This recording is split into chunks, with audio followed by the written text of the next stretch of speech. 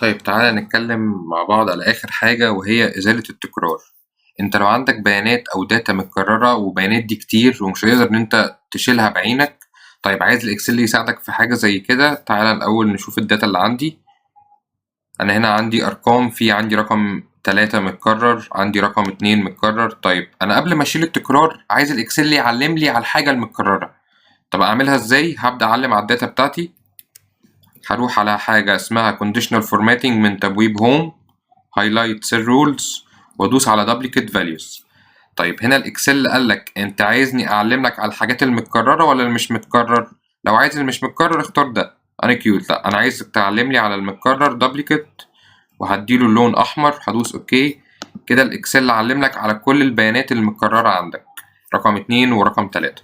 طيب لو حابب بقى تشيل التكرار ده، طيب هعلم على الداتا بتاعتي تاني، وهروح على تبويب داتا remove duplicates. في ناس هتشوف اللوجو بس وفي ناس هتشوف الكلمة، هيبقى برضو فرق الفيرجن. هدوس عليها، هدوس له هنا اوكي. هتلاحظ ان الاكسل قالك احنا لقينا 3 حاجات كانت متكررة، كده فاضل لك 6 مش متكررين. طيب هدوس اوكي. كده فعلا هو شل التكرار وفاضل لي من 1 ل6.